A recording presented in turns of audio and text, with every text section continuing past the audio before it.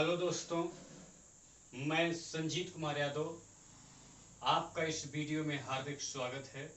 और आज हम आपको पढ़ाएंगे हिंदी साहित्य का इतिहास।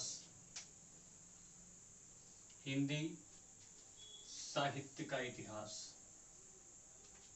है ना।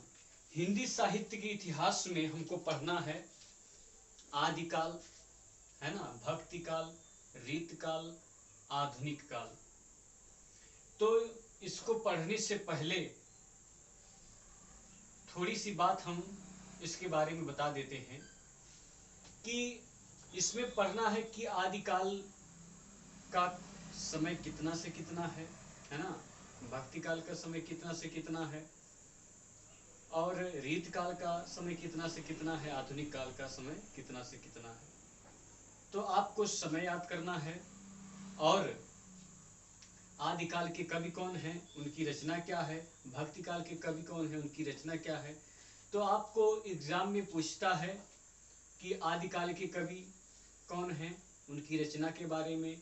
कभी कभी जो है कवि का नाम दे देता है और कहता है ये किस काल के कवि हैं।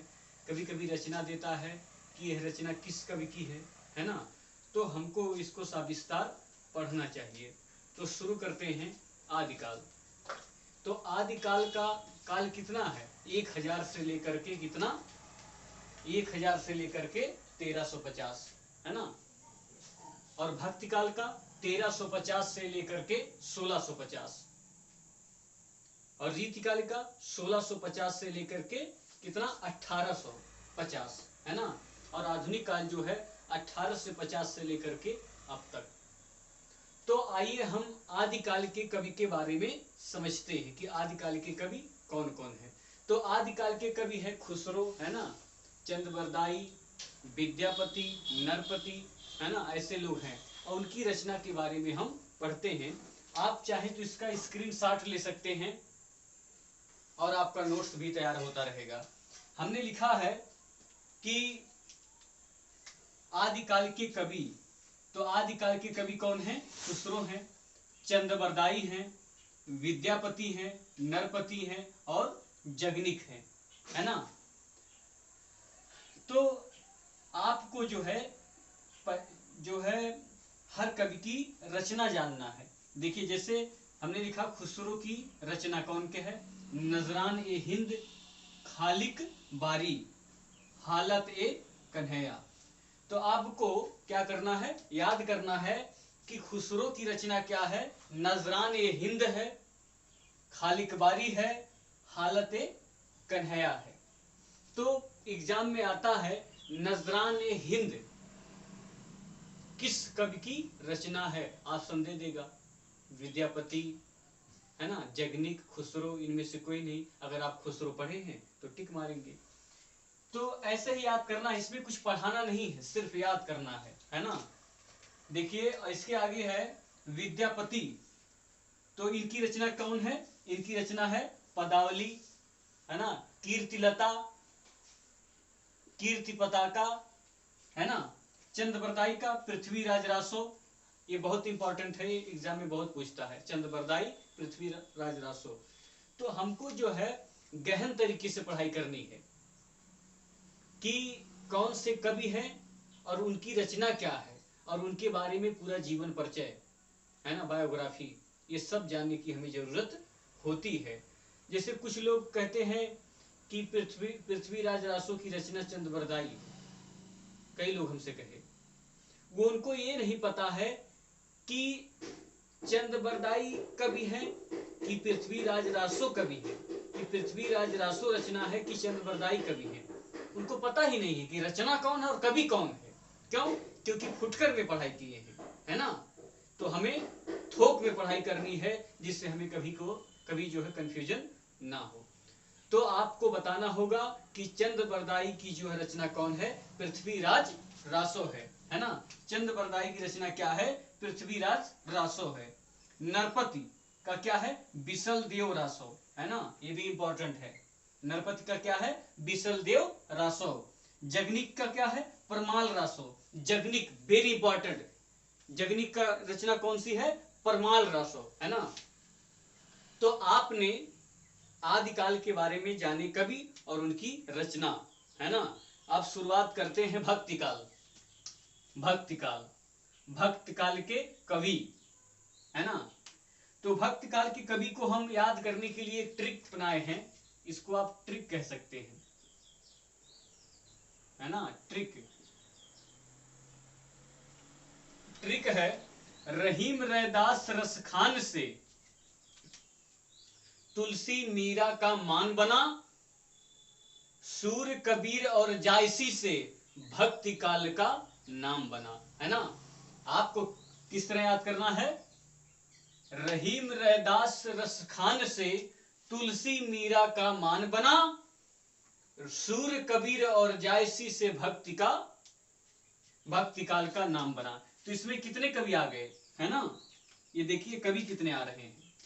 तो भक्ति काल के कवि क्या हो गए? रहीम हो गए, रैदास हो गए, रसखान हो गए, है ना, तुलसी हो गए, सूर हो गए यानी कि सूरदास, कबीर हो गए और जायसी जी हो गए।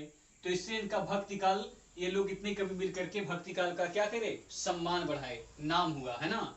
तो भक्ति काल के कवि कौन है?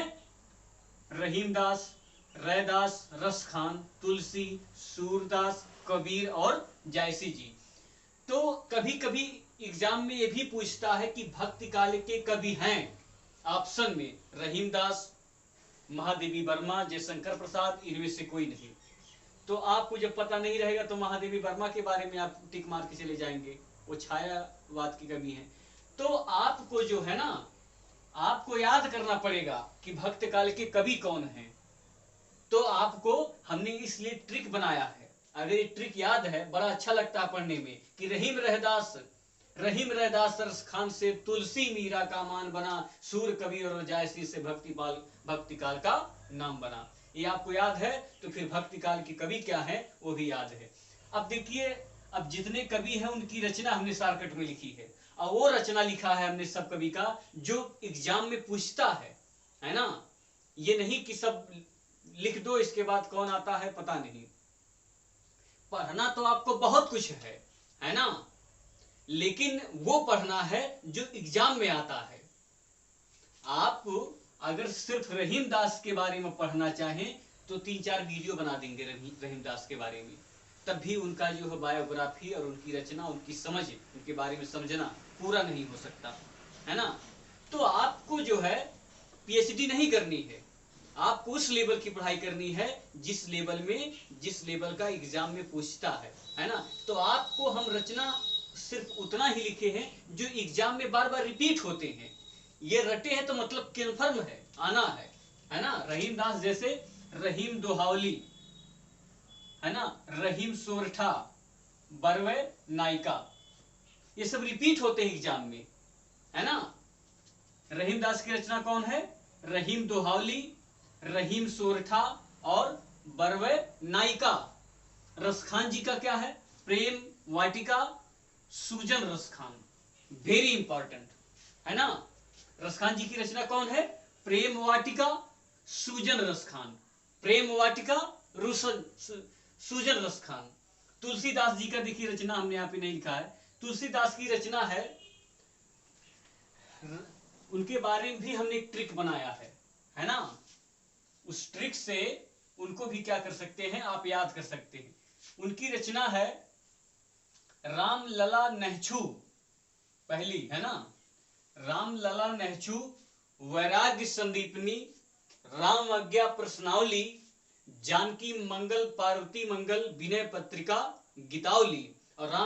और तुलसीदास की दो और रचना, गीतावली, श्री कृष्ण गीतावली। और ऐड में आप लिख सकते हैं हनुमान चालीसा, है ना, रामचरितमानस। ये सब क्या है? तुलसीदास के हैं। अगर आप उनकी रचना लिखना चाहें तो आप लिख लीजिए, है ना। राम लला नहछू, राम लला नहछू, वैराग्य संदीपनी, वैराग्य संदीपनी, रामज्ञा प्रश्नावली, रामज्ञा प्रश्नावली, जानकी मंगल, जानकी मंगल, पार्वती मंगल, पार्वती मंगल, विनय पत्रिका गीतावली, विनय पत्रिका गीतावली,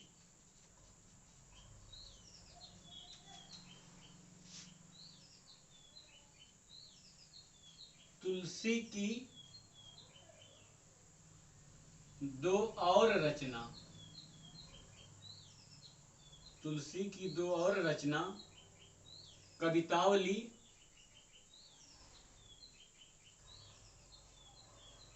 व श्री कृष्ण गीतावली।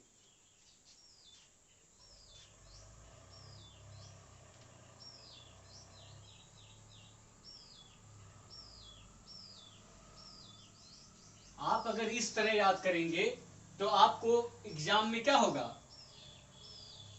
प्रश्न हल करना आसान होगा, है ना।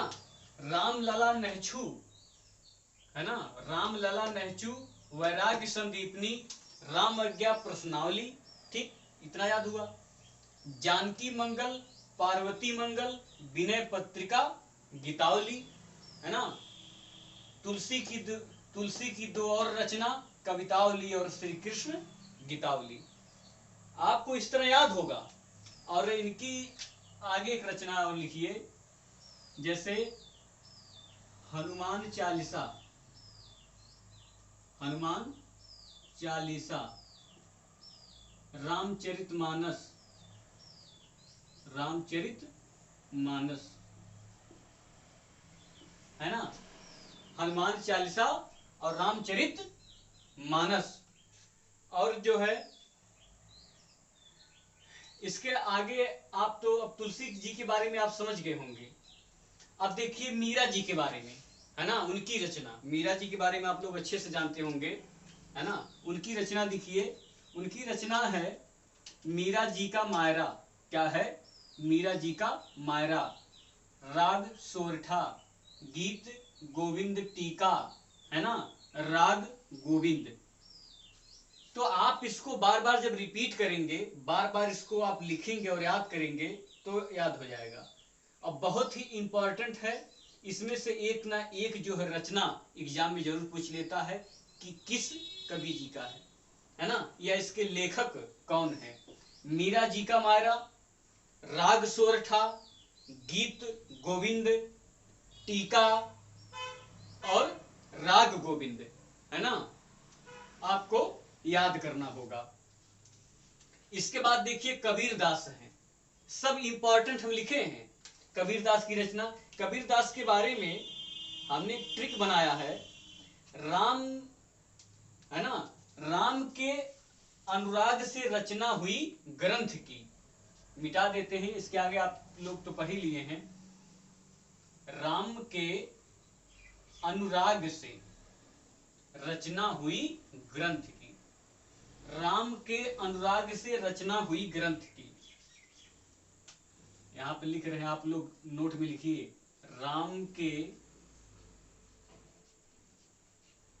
अनुराग से रचना हुई ग्रंथ की,